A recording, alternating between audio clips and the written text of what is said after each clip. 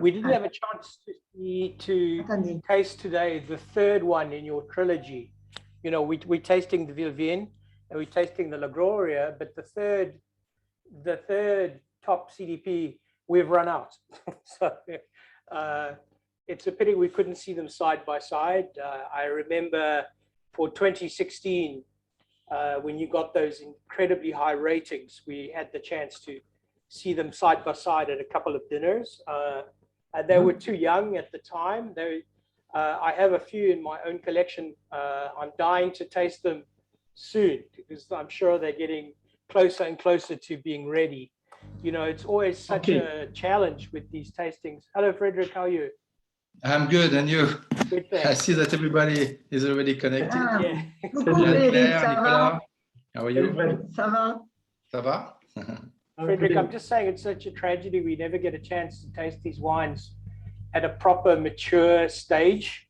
And all my 16s are kind of blinking at the back of my cellar, telling me that I should be taking a look at them, but I've so far managed to ignore the temptation.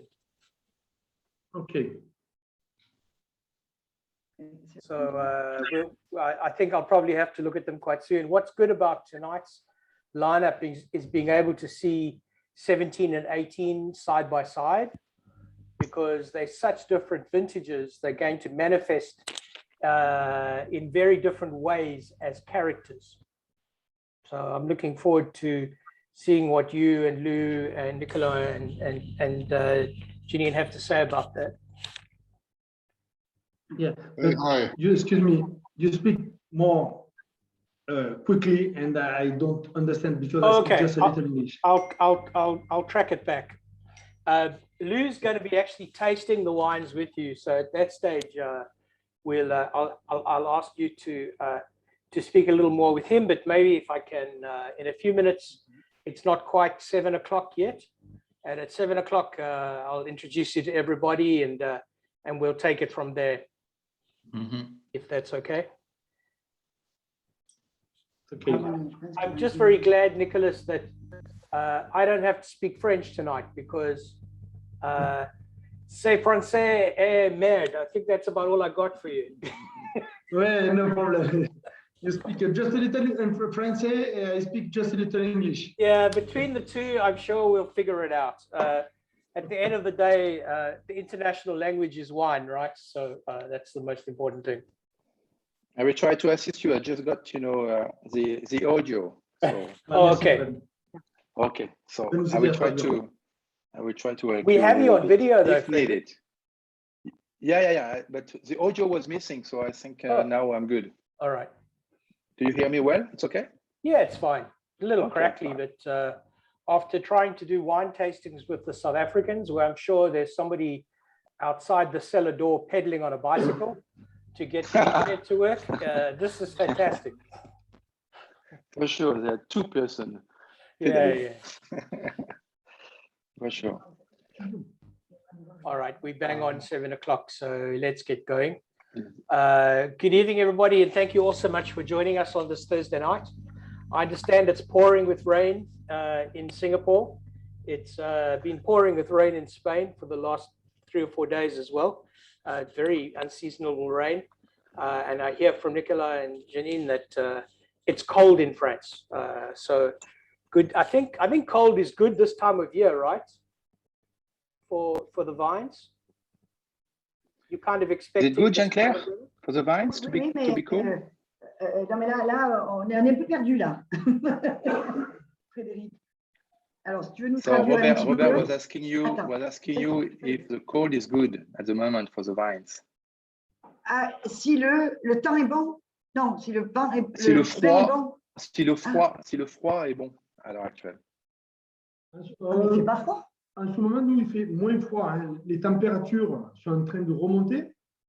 Et c'est vrai qu'on n'a pas eu un été très chaud, mais il y a eu beaucoup de vent.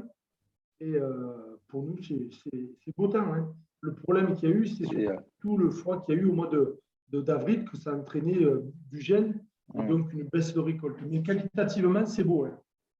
Hein. So actually, it's a bit cold. The summer in France was very cold, and but the huge problem was the frost in April, and the quantity of as everywhere in France, I think the vintage 2021 will be quite low historically, right. But the quality is good. Yeah. Quality is good, and it's always that terrible irony, right? When the harvest is low, it's good for the drinkers, but not good for the growers and the makers. It's one of the worst ironies of the winemaking industry. So the family dynasty, Nicholas family, is it Nicolas or Nicholas? Nicolas, I suppose. Nicolas. The family dynasty is 5 generations old, goes back to the mid to late 19th century, which is a fantastic legacy to be representing. A lot of the writing centers around your father, Nicholas, in 1966, buying land in Châteauneuf-du-Pape, and that's seen as the breakaway from the family legacy to create Bosquet de Pape. And it's gone from strength to strength since then. Maybe we can have a look at the first 2 wines together. The Zaza, which in my mind I always think Zabor, but I'm sure that's not the reason why you called it Zaza. It's quite an interesting wine from the point of view that it was the history behind it. I understand is that the wine was made just for the family, and it's often the case, with serious winemakers, they make a little bit of rosé just to keep the family happy, and then of course it gets its own critical audience. And I understand that that's happened with the Zaza. You still only produce about 1,000 bottles a year, but we were very lucky to get an allocation of the Zaza. Is that all Grenache, or is it a blend of varietals? For the rosé? Mm-hmm. Yeah. For the rosé, the grape variety is a lot of Senso, about 60% of Senso, 20 in Grenache, and little Syrah and Carignan. Syrah and Carignan just for the color, just the finish in the press, just for the color, and a lot of Senso because Senso is a good fruit for the fruity and the acidity. You know what's quite interesting for me, as I'm sure all your distributors will tell you, is that the whole world is crazy for Provence rosé. That style, that kind of straw, dry, southern France style of rosé, and yours is definitely not that case. It has a lot more muscle and structure and form to it. I think the reason why it's also so popular with our database, we're down to only about a case of it left now. The reason why it's so popular is this minerality. There's a kind of texture about the wine that defines it very separately from most of Provence when it comes to rosé. It's something that distinguishes it, and it definitely will sit in a class of the more serious rosés to my mind, definitely. Yeah. The rosé is a very it's very lot of sun because it's very hot. Very hot. The territory is hot because you have a lot of sun, and I take the grape just in the limit of the maturity for keeping maximum the acidity and the minerality. But I don't looking for the full body because after is more hot and more hard. It's that acidity, I think, that sets it apart. So often the followers of Burgundy will talk about looking for a crunch in the wine, and for me, the Zaza has that crunch. It has that kind of mouth texture, which separates it from the pack. I really enjoy it. So having a look now, and that sits at $35, which makes it one of the least expensive rosés that we have in our pack. We have some rosés going up to $59 and $69 a bottle. This sits at $35. I think represents very good value. Looking at this, the difference with Robert, the difference with this compared to a lot of the Provence stuff that we have, Yeah. there's a what's the right word? It's got a robust middle palate. That's what it's got. All right. So all the phenolics are there that you look for in your rosé. You know, you're getting your strawberries and cream sort of thing. You're getting your raspberry and your lifted sort of red fruit stuff. But the difference between this and the shiploads of Provence that we sell is it's got a real structure in the middle, and it actually the acidity the acidity runs through it all the way through, but it's the body in that middle palate which sets it apart from all the other rosés that we get from France, for instance. It's got all the pretty aspects to it. It's got muscle. There's muscle in the Velvet Club there. It's got real body. I think it's that character that also echoes in Australia in Turkey Flat, also a Rhone influenced wine being mainly Grenache. In fact, you're spot on. It reminds me much more of Turkey Flat than it reminds me of Whispering Angel. Yeah. Put it that way. Yeah. Right? They're diametrically opposed in terms of the way they're structured. Whispering Angel gives you a certain linearity, but no broadness in the palate. Yeah. This, on the other hand, puts the elbows out and goes broadly across the palate, as well as having that acidic line through it. So much more serious wine, in my view, than say something like a Whispering Angel. My view only. Yeah. With all deference to Whispering Angel, which is I know in Europe is just everywhere. I've never seen such popularity. You know, a couple of years ago, it was all about Miraval, and it seems that at the moment, flavor du jour in the Mediterranean seems to be Whispering Angel. But I would reach for this at 60% of the price of Whispering Angel any day of the week, just in terms of sheer quality. It's a serious wine. It's a very serious wine. All right, let's move on to the Tradition Blanc 19 at a fair price up. I really love this wine. I drink it personally every year.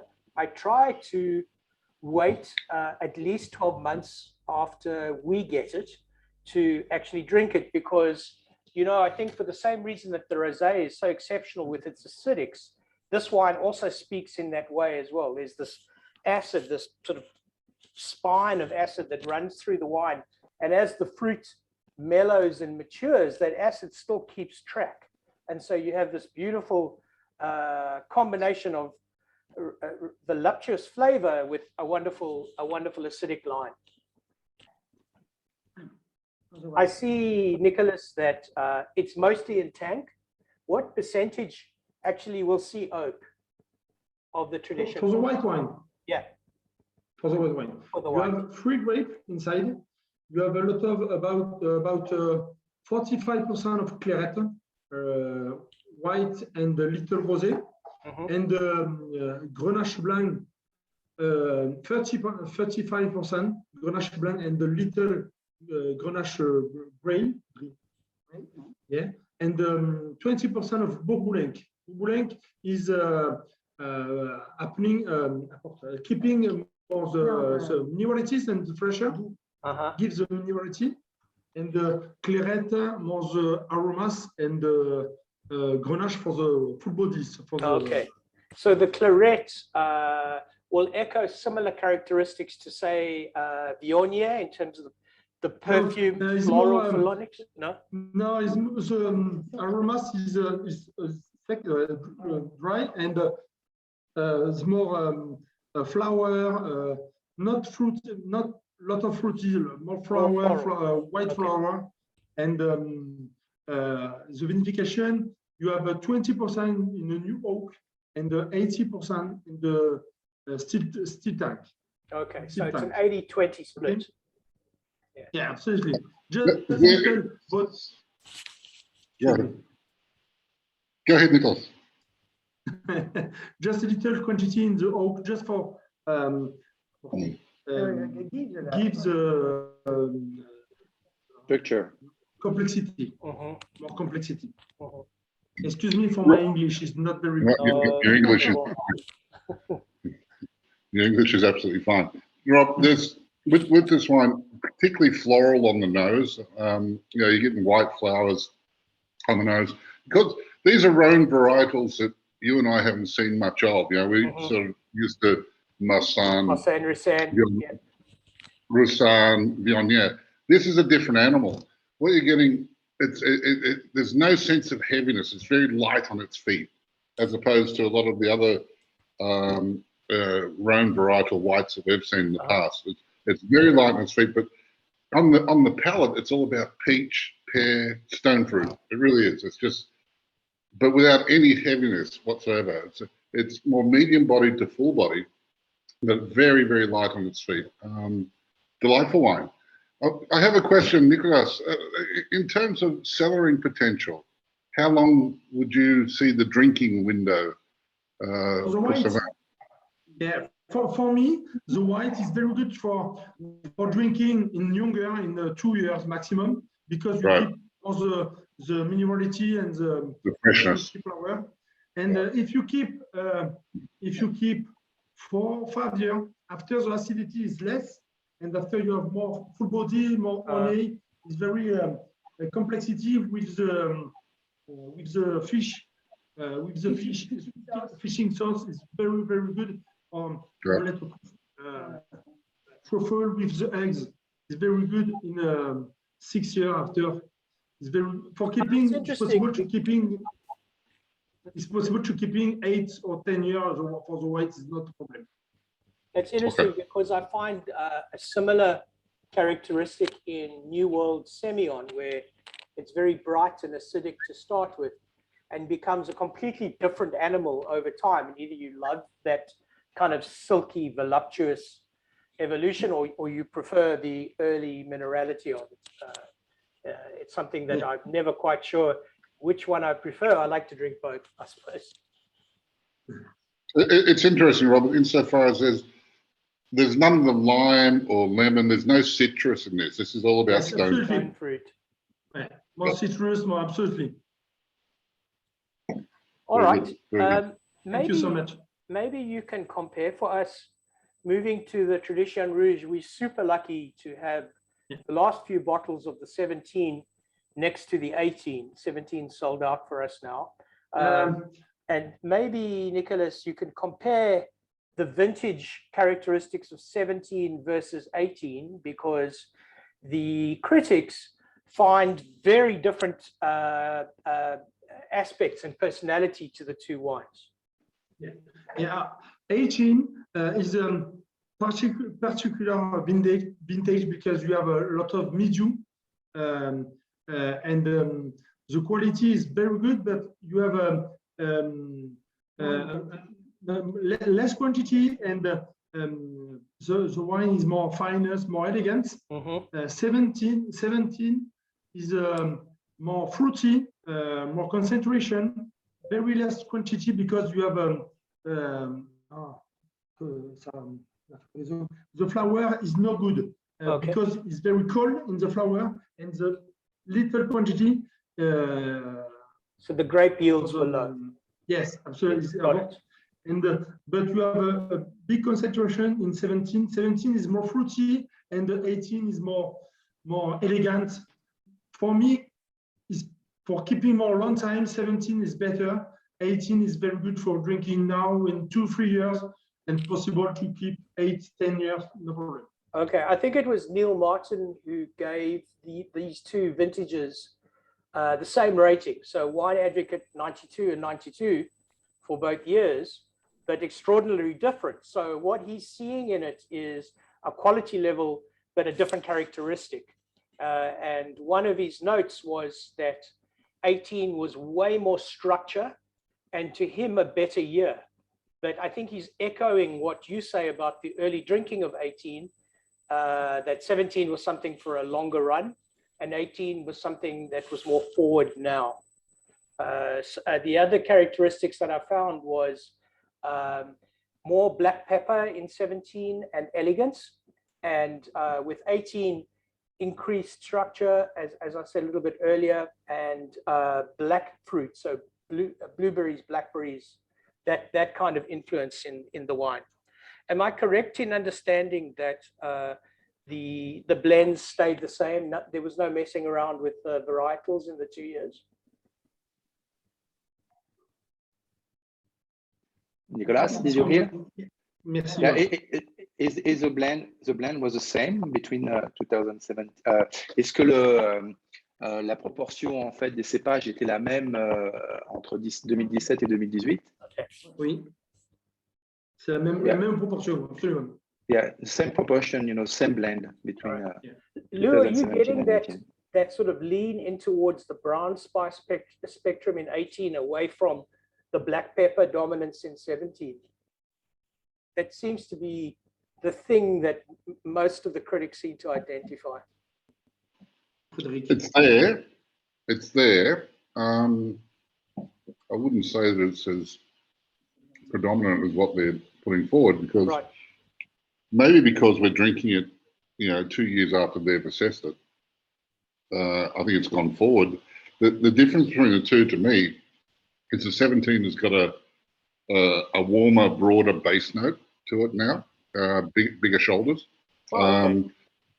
Whereas the 18 is putting flesh on the bone still, and still coming together. The 17 is much more approachable, and the 18 still, to me, the elements are still coming together. But one is certainly clearly the brother of the other. Right. Yeah. It's interesting. I mean, Excellent wine. am I right, Frederick, that 17 across the board in CDP was a superior vintage to 18? It's generally viewed a bit like 14 was a superior vintage, was a very good year, in contrast to the rest of France. I think, but we can ask Nicolas to confirm. Okay, yeah. But I think the best year was 2016 as a reference.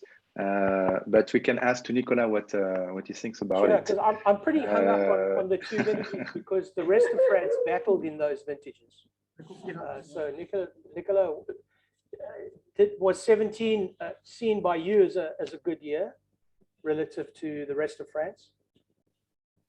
16 is better, and 17 is just less. Got it. En dessous. Okay. Yeah. Because I think Bordeaux would prefer to forget about 17. I prefer than 18, 17.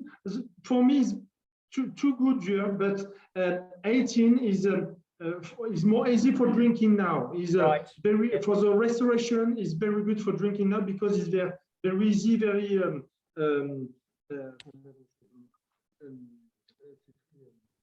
moment. En français, je peux le faire. Ouais, maintenant je trouve plus le mot. Ouais. C'est facile à boire, ça reste, c'est plus élégant, et c'est beaucoup plus facile à accompagner avec différents plats. Yeah, you can pair easier. You can pair the wine, the 17, the 18 can be paired, easily with food, and 17 a bit less. But it's also true that when you are a winemaker, you like tougher because you can show your talent. Sure. Yeah. And when it's an easy year, it's maybe the whole market enjoy it, but maybe, as a winemaker say, yeah. We were talking a couple of weeks ago to one of the winemakers in Tuscany, and I was going on about how good 16 was for them, and she said, I'll take out the swear words, but she basically said you've got to be an absolute idiot to mess it up. and if you did mess it up, maybe you should go back to accounting. Exactly. She was very judgmental about that. All right, that's the spirit. Yeah. Let's have a look at 5 and 6 together. I mean, they're very different in style. Vintage in and vintage out. I'm never sure which one I prefer, the Vignes or the 100% Grenache, the Gloire. I think for me, over the years, the Gloire has been a bigger and more demonstrative style wine. It has this flamboyance for me about it, whereas the Vignes is, for me, always a bit more measured and structured. I don't know, Lou, how you feel about these two together. Yeah, Wait till I actually pour Oh, them. you haven't got there yet. It's also an No, no. interesting thing to look at these two together because they're both 2018s and they're both 94 points from Martin. I think it's Martin who writes for Wine Advocate for Rhone. Obviously, the 100% Grenache has, for me, I just wrote here jazzier. It's something that tends to crop up more regularly for me than the others. This characteristic of flamboyance to the wine, sort of more spicy, more forward.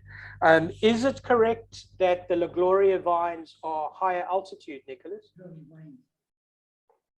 For the Glory, yes, Glory is 100% of Grenache. Is the soil is only clay, and is distemming about 50% for the distemming. For me, it's very interesting for this stem because I keep the stem for keep more the minerality and more the fresh in the wine.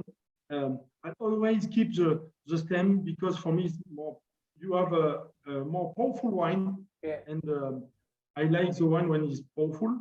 And for the Grenache is very interesting because you have a lot of fresh with the soils, and only Grenache is generous, more generous, and very pleasant for tasting now or in 3 or 4 years. It's very interesting for me because generally my experience when winemakers keep the stems and the, do you introduce the stalks as well back into it, or just the skins, the stems? It's interesting. Yes, I keep all the grape, just to crush the grape for the. Yes, absolutely. Okay, it's interesting because so many other winemakers end up with a wine that is quite tannic, and you don't. Your end product is still very lush and round and generous, and that's a very interesting differentiation from the rest of the pack. I really enjoy that because as a salesman, and especially in Singapore, most of our customers are looking for a wine to drink relatively quickly because we don't have terribly much space to store wines for the long term. And your Grenache really appeals to the consumer who's looking for something in the next year, as opposed to taking a five-year view on storage or anything like that. It's a characteristic that is very popular here in Singapore. Yeah, I've got to tell you, Rob, both these wines are extremely approachable and really, really pleasant right now, even though they're so young. The Vignes is it's got an overwhelming chocolate note actually. There's cocoa chocolate happening in there. I don't know if anyone else is picking that up, but that's what it's doing on my palate. I'm getting this real chocolatey, velvety texture as well, but extremely beautiful, really delicious and rich and plump and lush. Absolutely. And very, very different to New World Grenache, by the way. Very different. Excuse me. See, You have two styles different with traditional and Gloire from grandfather. Traditional, you have 6 grapes. It's very typical of Châteauneuf du Pape. You have more structure, more complexity because you have 6 different grapes. And it's blend for all my vines, different soils. And the Gloire from grandfather is just one parcel, only clay. And my grandfather planted this vine is a homage for my grandfather because the vines are 70 years now, and very the first time when I made this wine,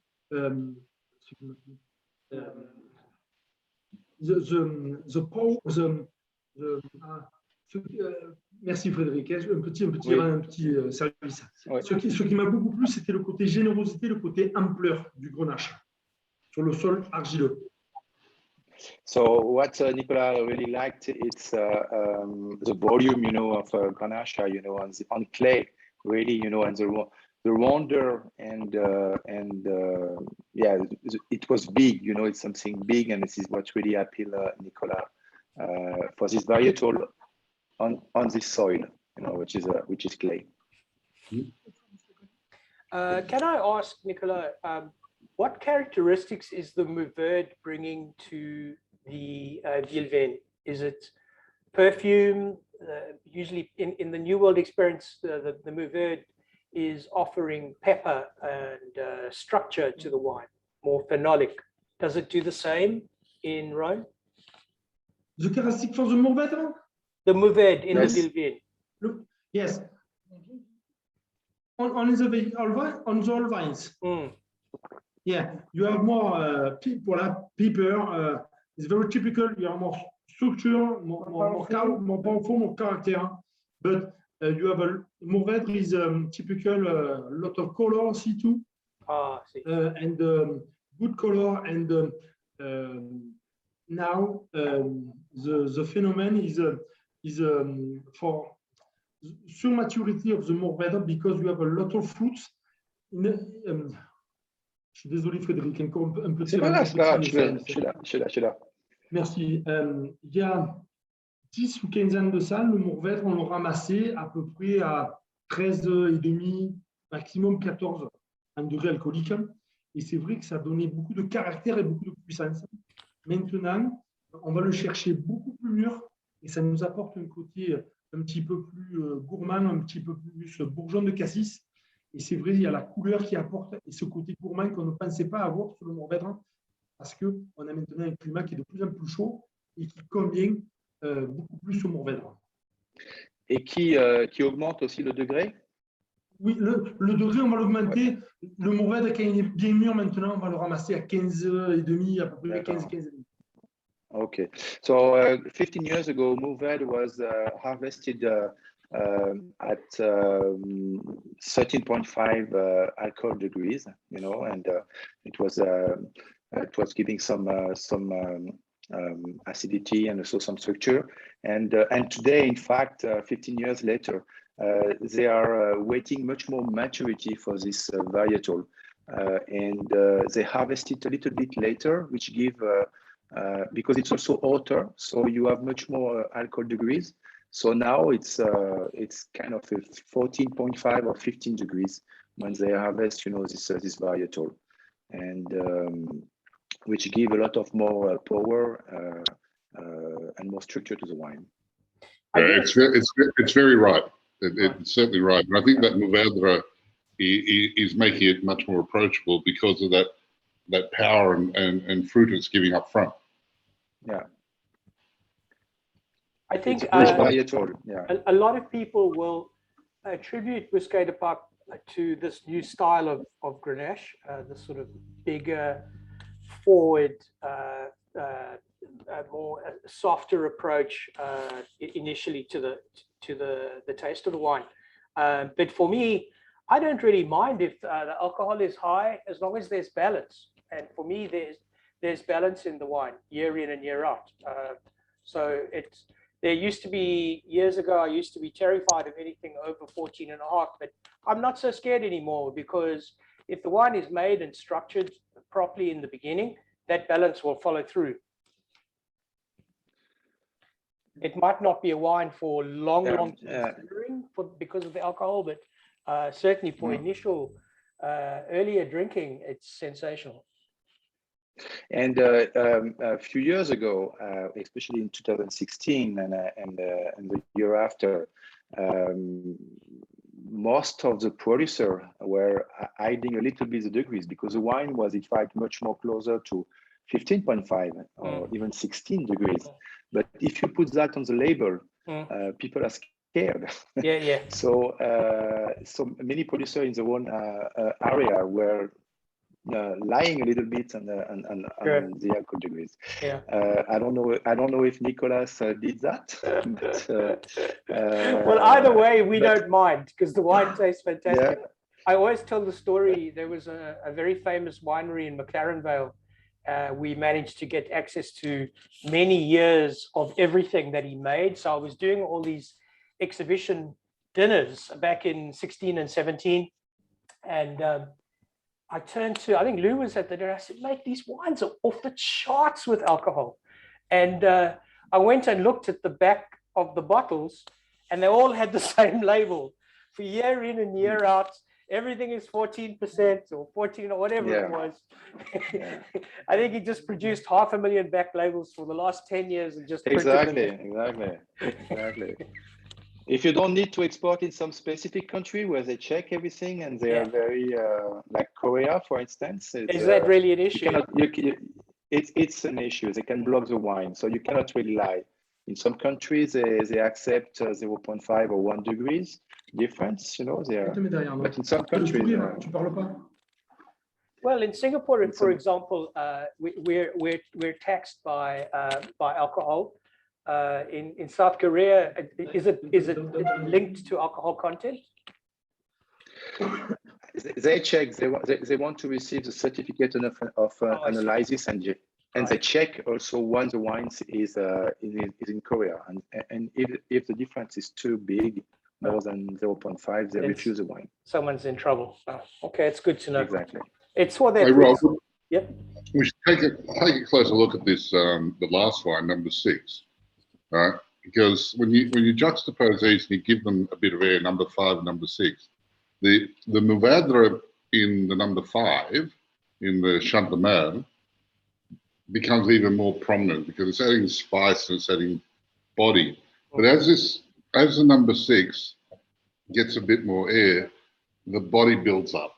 It's building up. It really is. The shoulders are coming out, the elbows are coming out, and the velvety texture of this thing is amazing. It really is. It's quite a wine. How old are these vines, Nicolas? The vine age on this? Quel est l'âge des vignes? L'âge des vignes, where? Pour all vines, all vines yes, and for à la all Gloire. vines. Yeah. Ouais. Chante-le-Merle? Toutes les deux. Yeah. Both. Chante-le-Merle is all vines, 18-90 year, but for a lot of Grenache, 85% of Grenache, and the little Syrah, little Mourvedre, about 5 or 7% of Syrah and Mourvedre. Depends the quality of the Syrah, of the Mourvedre, but always a lot of Grenache. For this cuvee, I don't distinguish the vintage because I keep all the same, because of all vines, very old vines, I keep the same for the minerality and the structure. And 19 now, you have big wine because you have always a big maceration, and you have always the aromas is a kirsch, cerise à l'alcool, cherry in the alcohol. Cherry. And you have always a big wine for keeping a more long time. It's possible to keep 10, 15 years, no problem, but Sure. it's more full body. And this one is very good. You must to taste more fresh in the temperature because it's very hot wine. It's a powerful wine. Yeah. So with the Gloire de mon Grand-Père, the age of the vines, of the Grenache vines on this one is, how old are they? 70 years for the just a little more younger than all vines. They're still tremendous. But Nicola, as it gets a little bit more air and we work it in the glass, it becomes bigger and bigger and bigger. Yeah, bigger. It's for me, bigger. It's a bit like me. The same. No, they are exceptional, both of them. Thank you so much. Thank you so much. And now when you taste the 18 and 17, 17 is for me now, for the tasting is perhaps more closed because I think is more concentration, is more, for me is less fruits and more spicy for the tradition. For tradition Rouge, number 3. Yeah. Number 3, absolutely. Yeah, if you've still got your glasses full, ladies and gentlemen, if you go back to the 17 and 18 tradition, what Nicola is saying really is that the 18 now is expressing itself and showing itself as being brighter and fresher than the 17. The 17's a little bit more closed, a little bit more brooding. I can see that. I can see that. The 18, the 18's got more sparkling acid. The 17's got a deeper base note. It's a blonde Yeah, versus a 17. brunette. They both have different characteristics. It just depends on They're one's both preference. both troublesome but very pleasing. Okay, before we wrap up, are there any more questions from anybody? Thank you. I don't think They've been very quiet. They've The been very audience quiet tonight. tonight. Very well behaved. Well, Just yes. excuse me. Just a little time for the rosé. It's the name of the rosé, rosé de Zaza. Zaza is my wife. Is my surname of my wife. Surname. Because The nickname. the nickname. Pardon, excuse me. Because Zaza is my wife. Yes, but As all women. comme toutes les femmes, elle est vive et pétillante. Et j'aime bien le rosé vif et pétillant. C'est pour ça que j'ai appelé rosé de Zaza. Yeah. So Nicolas wanted to say that yeah, the wine reflects his wife. She's lively and she's sparkling, and so he wanted to reflect that also in the wine. That's fantastic. It's a wonderful compliment. We've got a final question from Colin on the question of mildew. Did you find that affecting all the varieties, or was it something that was particular to the Grenache? Yeah, more particularly for the Grenache. The mildew is for the Syrah and Morvet, not a problem, but for the Grenache, less quantity because a lot of no use for the vinification. Yeah. For only the Grenache. Well, that's great. But after, in the middle, in the harvest, the wind, the Mistral is open, and after it's so good. It's just the middle in the September, you have more raining, is more difficult, and after when the Mistral is up, after it's so good. Got it. All right. Now, one wine we didn't try tonight, which I was going to put in the lineup, it's that we sold out before we got to planning this with Nicolas, is he has his own Cote de Rhone, named after himself, the Nicolas Barrault. Now, we had lots of it. It's just that everyone drank it before we got to try it tonight. Completely So, inconsiderate of them. Yes, Nicolas, I will be reordering your Cote de Rhone very, very soon, because unfortunately these people drank everything we had, so it will not be long. But I have one question before we all leave. I always ask this question from our guests. When you're not drinking your own wine, what do you like to drink?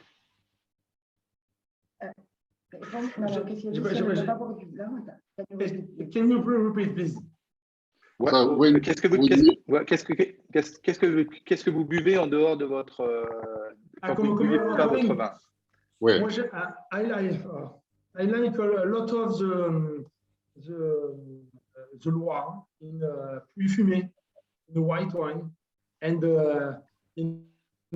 I love Syrah du Nord, Corona, Saint-Joseph. I love this wine.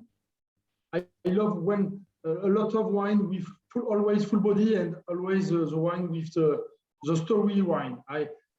For me, the wine is very good. Is a big passion for me. But if you have une passion, une histoire. For me, it's very important. The passion and the story of the wine. Okay. And one last question from Colin.